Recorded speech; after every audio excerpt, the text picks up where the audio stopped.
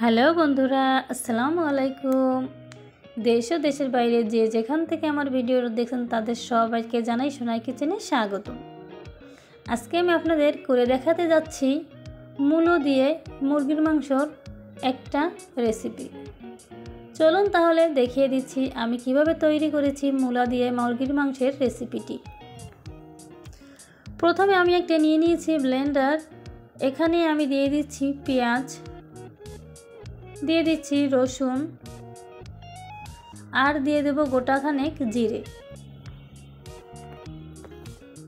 এর মধ্যে সামান্য একটু পানি দিয়ে আমি এখন ব্লেন্ডারে ব্লেন্ড করে নিব। আপনারা চাইলে বেটেও নিতে পারেন। দেখিয়ে দিচ্ছি আমার ব্লেন্ড করা হয়ে গিয়েছে।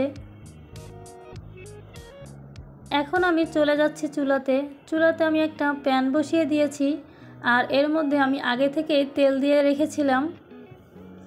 তেলটা আমার গরম হয়ে গিয়েছে। এখন এর মধ্যে আমি দিয়ে দেব গোটা কিছু জিরে। জিরেটা দিয়ে হালকা আমি নেড়ে একটু ভেজে নিব। এখন এর মধ্যে দিয়ে দিব আমি গরম মশলা। দিয়ে দিচ্ছি এখানে 2-3টা দারুচিনি, লবঙ্গ আর এলাচ। হালকা নেড়ে একটু ভেজে নিচ্ছি। এগুলো আমার ভাজা হয়ে গিয়েছে। এখন এর মধ্যে আমি দিয়ে দিচ্ছি আগে থেকে ব্লেন্ড করে রাখা মশলাগুলোকে।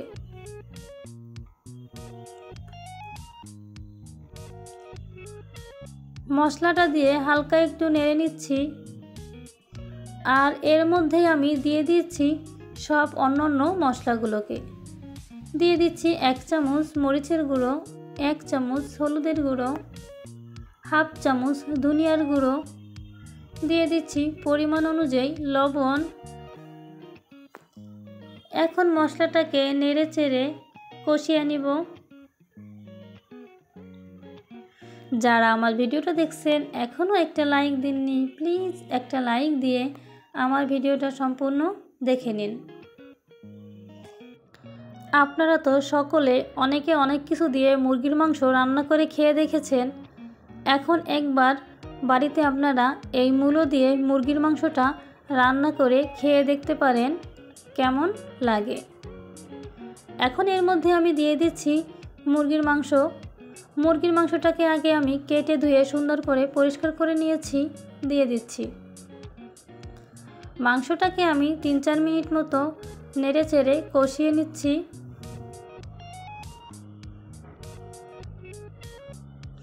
মাংসটা আমার কষানো হয়ে গিয়েছে। এখন এর মধ্যে আমি দিয়ে দিচ্ছি মূলোগুলোকে।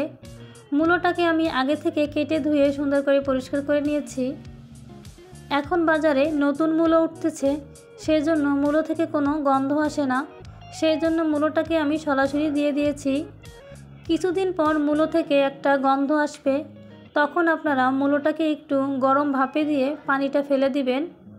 তখন আর মাংস থেকে মূলোর কোনো একটা কাঁচা গন্ধ পাবেন না। মূলোটা দিয়ে মাংসটাকে আমি 3-4 মিনিট মতো নেড়ে চেড়ে কষিয়ে নিচ্ছি। এটা আমার কষানো হয়ে গিয়েছে। এখন এর মধ্যে আমি দিয়ে দিচ্ছি পরিমাণ মতো পানি দিয়ে নেড়ে চেড়ে ঢাকনা দিয়ে আমি ঢেকে দিব। অপেক্ষা করব মাংসটা আমার ফুটে ওঠা পর্যন্ত।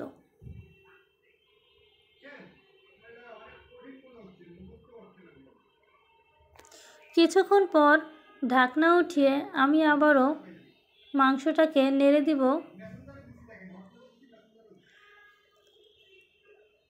নেড়ে দিয়ে আবারও ঢাকনা দিয়ে ঢেকে দিব আর অপেক্ষা করতে থাকবো মাংসটা আমার সম্পূর্ণ পারফেক্টভাবে সিদ্ধ হয়ে যাওয়া পর্যন্ত।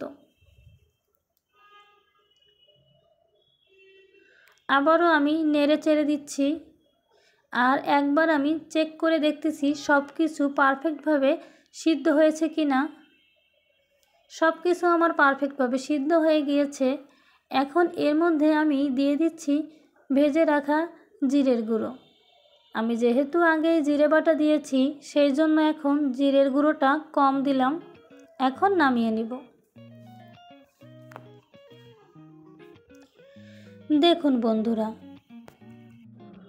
আমার মূলো দিয়ে মুরগির মাংস রেডি।